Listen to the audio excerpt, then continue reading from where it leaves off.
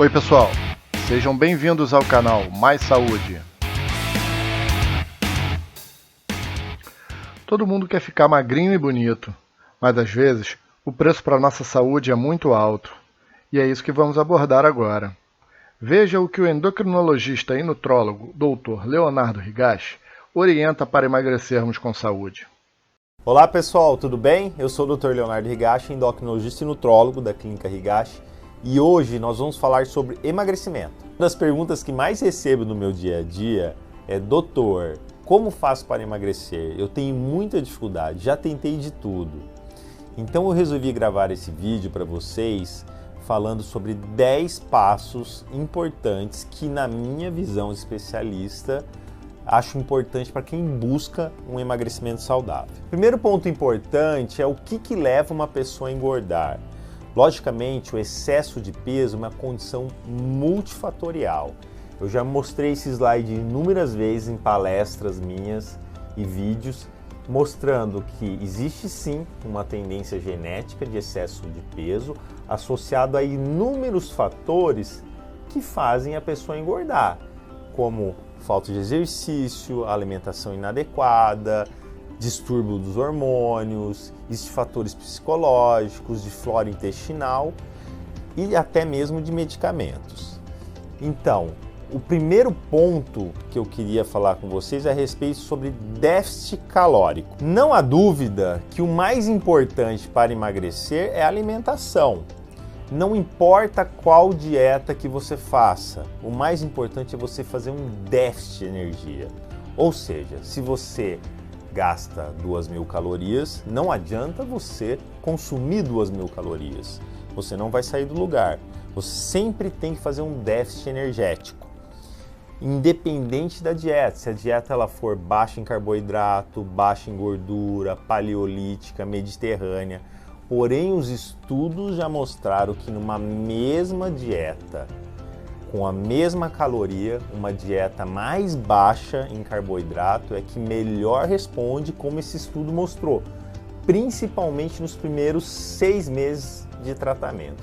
Depois, a tendência a longo prazo é diminuir essa diferença entre as dietas convencionais, mas o importante, com certeza, é o déficit energético. E para eu saber, então, quanto de déficit energético uma pessoa precisa, o ideal é fazer uma avaliação, pelo menos de uma composição corporal, que pode ser feito através de um exame chamado de bioimpedância, e mais precisamente, para eu saber quanto de energia que a pessoa gasta, ela pode fazer um exame chamado de calorimetria, que é um exame que mede, através do consumo de oxigênio e o consumo do gás carbônico, quanto de energia e qual o metabolismo basal da pessoa, ou seja, quanto que ela gasta de energia. Lembrando que quanto maior o déficit calórico, maior é a perda de peso. Porém, também, quanto maior o déficit calórico, maior é a chance, a possibilidade de você também perder massa muscular, o que também acaba tendo uma influência no seu metabolismo. Então, o ideal é você fazer uma avaliação precisa e saber se você é uma pessoa que tem bastante músculo ou pouco músculo, assim podendo determinar o quanto de déficit calórico essa pessoa precisa para ter resultados, então, melhores e duradouros. Falando em déficit calórico, um dos grandes vilões com certeza são as bebidas alcoólicas, o que acaba impedindo que você tenha esse déficit de maneira significativa. Então, tomar cuidado com bebidas alcoólicas. Por exemplo, uma cerveja tem quase 150 calorias. Se você toma 3 cervejas, você tomou 500 calorias somente em cerveja. Isso acaba dificultando muito o seu emagrecimento. Segundo ponto importante é a prática regular de atividade física. Não há dúvidas que o exercício é importante para a saúde e para o emagrecimento. Porém, as pesquisas mostram que para você emagrecer usando o exercício como fonte de emagrecimento, são aquelas pessoas que praticam 1 hora pelo menos 6 vezes na semana. Agora, se você tem pouco tempo de realizar atividade física, vocês têm que aprender a treinar de maneira intensa, né? Os estudos mostram que um treino HIIT, que é o High Intense Interval Training, você consegue a mesma efetividade de emagrecimento que o treino moderado com 40% de tempo menor, que é uma saída para aquelas pessoas que não têm muito tempo para fazer atividade física e assim também obtendo bons resultados. Outra estratégia interessante para otimizar o exercício como forma de emagrecimento é praticar o exercício em jejum.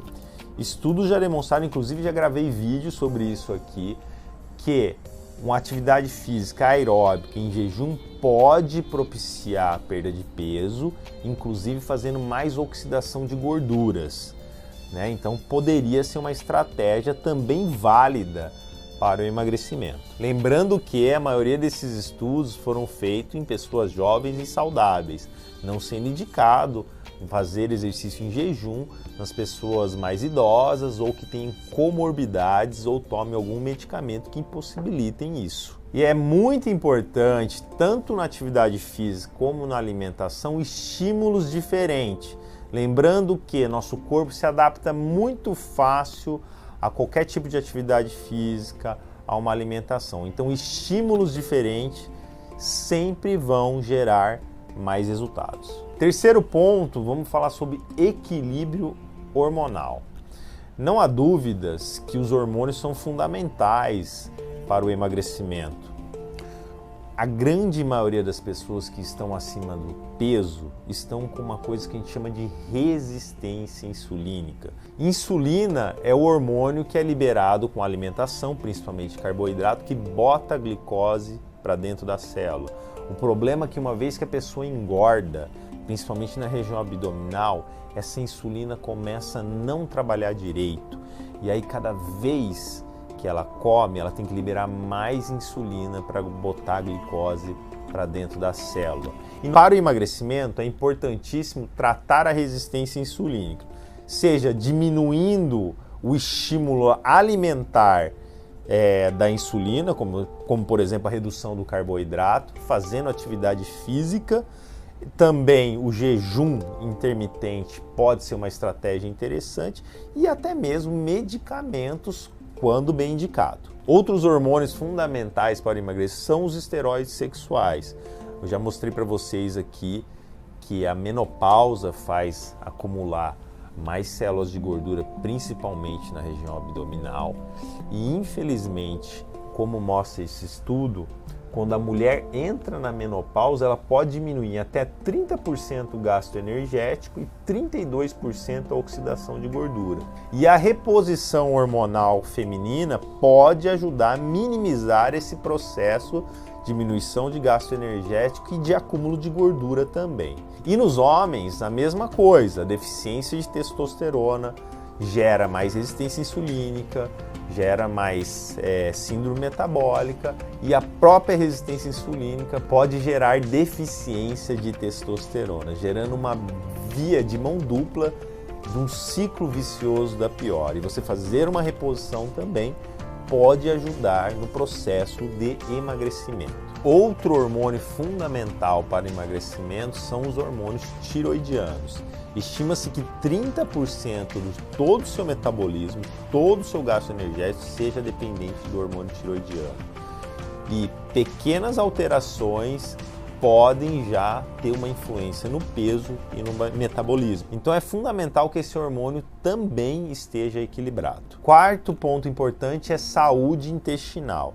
Já há alguns anos, estudos demonstram que a flora intestinal, a saúde intestinal está envolvida com o aumento de peso. O que acontece quando você tem um intestino que não está saudável? Você tem um aumento da permeabilidade intestinal e absorção de coisas indesejáveis, como por exemplo LPS, e isso vai gerar uma inflamação, resistência insulínica e maior acúmulo de célula de gordura e também uma desregulação do apetite e da saciedade. Então, cuidar da saúde intestinal é fundamental para o emagrecimento. E a coisa mais importante para você cuidar do seu intestino é ter uma alimentação mais natural possível, consumindo muito vegetais, legumes e verduras. Pelo menos 6 a 9 porções por dia de vegetais, legumes e verduras e frutas. Aliás, esta é a regra número 1 de uma alimentação saudável. Logicamente que existem suplementos que também podem te ajudar a ter um intestino mais saudável, que vai desde enzimas digestivas, probióticos, aminoácidos como a glutamina, mas nada disso vai adiantar se você não tiver uma alimentação saudável. Quinto ponto é sono de qualidade. Não há dúvidas que você ter um sono de qualidade ajuda tanto na sua saúde como também no emagrecimento. Estudos mostram que você ter menos de 6 horas de sono por dia faz você piorar a sensibilidade à insulina, aumentando a secreção de grelina, que é um hormônio que aumenta o apetite, diminuindo a sensibilidade à leptina, que é o hormônio que inibe o apetite, além de diminuir a capacidade de atividade física, fazendo uma diminuição do seu metabolismo e aumento do peso e aumento do risco de diabetes e doenças metabólicas. Eu recomendo que vocês tenham pelo menos 7 horas de sono por dia, de uma maneira sincronizada, ou seja, o sono tem que ser durante a noite e não durante o dia. Sexto ponto importante é jantar cedo e ter todos os dias de 12 até 14 horas de jejum. Eu já demonstrei para vocês no vídeo anterior que teve um estudo que comparou 2 grupos com a mesma dieta, com a mesma atividade física. A única diferença era o horário de jantar. Aqueles que jantavam cedo, por volta das 7 horas, em comparação com aqueles que jantavam tarde, por volta das 10h30, emagreciam mais, em torno de 30% a mais, com a mesma dieta e com a mesma recomendação de atividade física. Então, jantar cedo e, obviamente, não comer mais nada depois, respeitando aí um período de 12 horas de jejum. O ideal é 14, que teve estudos que já demonstraram isso, que colocou pessoas obesas com síndrome metabólica e diabetes em 14 horas de jejum, e teve um resultado interessante na perda de peso e na melhora dos parâmetros metabólicos. Aliás, já há algum tempo tem se mostrado que um ritmo biológico sincronizado é aquela pessoa que dorme cedo, janta cedo, come menos à noite, ou seja, menos do que 30% do valor calórico total, acorda cedo. Isso tem um ritmo biológico sincronizado com o dia, e isso está associado à saúde. O inverso está associado a doenças metabólicas, inclusive obesidade. Sétimo ponto importante é controle da compulsão e do estresse. Muitas pessoas são viciadas em açúcar. Aliás, estudos já demonstraram que o açúcar pode ser mais viciante que a cocaína. Esse estudo comparou 5 parâmetros de vício e demonstrou que o açúcar empata em 3 parâmetros de vício com a cocaína e consegue ganhar em 2, ou seja, ela consegue ser mais viciante que uma droga, como por exemplo a cocaína. E muitas pessoas são compulsivas e viciadas em açúcar e precisam de ajuda para controlar esse vício. Essa ajuda pode ser desde medicamentosa, com suplemento, com terapia, com tratamentos específicos, porque é muito difícil uma pessoa conseguir emagrecer consumindo grandes quantidades de açúcar. Outra questão importante é o controle do estresse, que hoje em dia está muito frequente, que ele altera o eixo hipotálamo, hipófise adrenal, que faz também a busca por comfort foods, ou seja, alimentos que confortam, rico em carboidratos, que também podem prejudicar o emagrecimento. O 8º ponto importante é a respeito das toxinas ambientais. Talvez seja o mais difícil de se botar em prática no dia a dia. Nós sabemos que tem várias substâncias tóxicas que estão no nosso dia a dia, como plásticos, conservantes, agrotóxicos, metais pesados, que fazem disrupção do seu sistema hormonal, ajudando ao acúmulo de células de gordura. E para você evitar isso, você tem que ter uma vida limpa, uma vida saudável, uma vida natural, com menos industrializados, comendo comida o mais natural possível e se preocupando com o uso desses cosméticos, desses plásticos, desses enlatados. Ou seja, não é uma tarefa muito fácil, mas eu recomendo que vocês comecem a prestar mais atenção nisso, porque isso, além de ser importante, não só por emagrecimento, é importante para a saúde. Nono ponto importante é de medicamentos. Chequem os medicamentos que vocês estão usando. Existem vários medicamentos do uso comum do dia a dia que podem prejudicar o emagrecimento. Nós podemos citar alguns anticonvulsivantes, alguns antihipertensivos, alguns remédios para ajudar no sono, alguns remédios para ansiedade, até mesmo para alergia. E não estou falando para vocês pararem nenhum tratamento médico, pelo amor de Deus, mas sim para conversar com o seu médico para saber se esse medicamento que você usa pode estar contribuindo para uma dificuldade maior de emagrecimento. 10º ponto importante é eliminar o efeito sanfona. Estudos já demonstraram que toda vez que você emagrece, o seu metabolismo cai. Se você tem um emagrecimento importante, de mais de 10% do seu peso corporal, vai ter uma queda no metabolismo. Isso é um efeito fisiológico do seu corpo.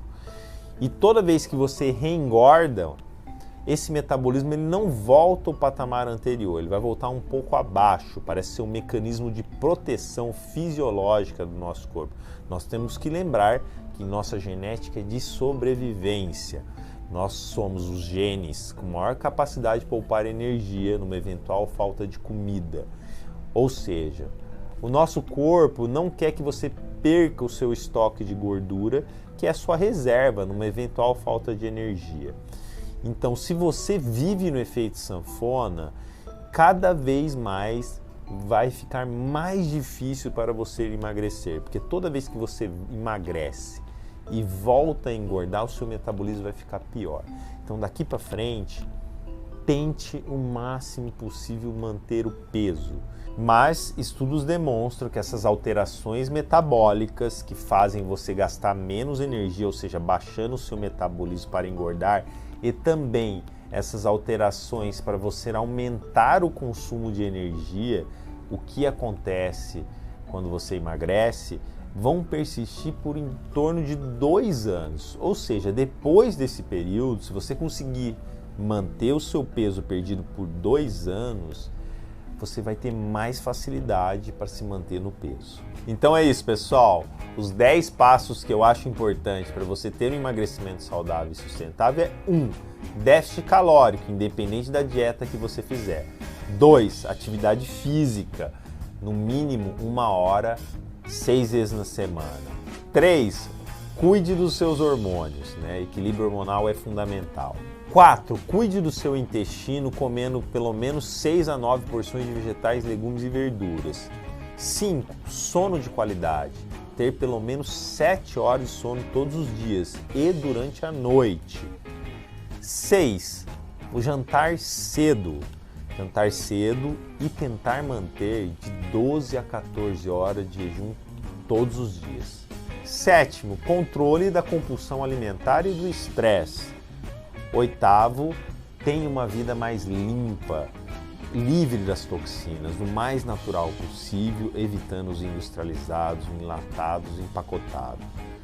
9. Cheque os medicamentos que pode ser que tenha algum que te prejudica. 10. Acabe de vez com o efeito sanfona, senão cada vez vai ficar mais difícil para o emagrecimento. Até a próxima e muito obrigado. Espero que você tenha gostado do vídeo, tá? Deixa seu like e se inscreve no canal.